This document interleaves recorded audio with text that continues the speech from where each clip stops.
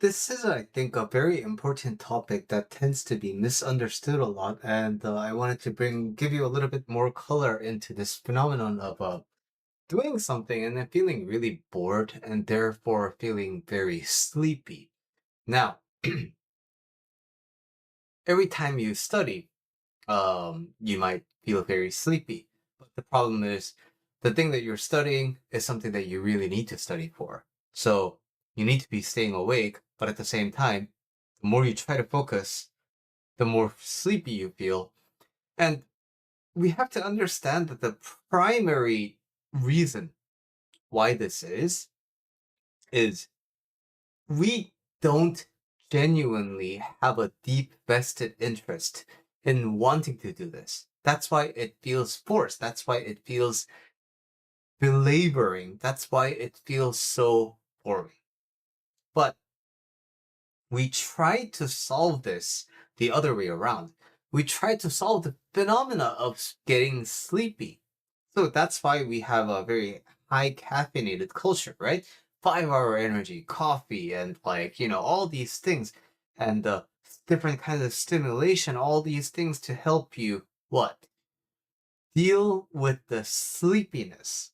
But we rarely sit down to think about why do I get sleepy in the first place, especially when I'm well rested? It's the same condition. If I'm playing video games at this hour, I'm very alert. If I'm watching YouTube, I'm very alert. But what is it about studying this topic that makes me feel so sleepy? We rarely get curious about that. And that has a lot to do with, again, you have no agency in genuinely being interested and genuinely wanting to do something. We rationalize ourselves. We're like, no, but I do want to. But what we have to really understand is that there's a very big difference between the experience that happens in our head versus the experiences that we actually experience with our body. So, in my head, I want to go to the gym every day. In my head, I want to, wake up and jog and then go to the, train jujitsu. And then in the afternoon, evening, I want to do yoga. Like in my head, I want to do all these things, right? But if I keep waking up at 10 a.m. and not have enough time to jog, and I feel too tired to train jujitsu and everything's hurting, and at night I don't want to do yoga because I just want to go to bed early. See, if I keep doing that every day, I can think all I want.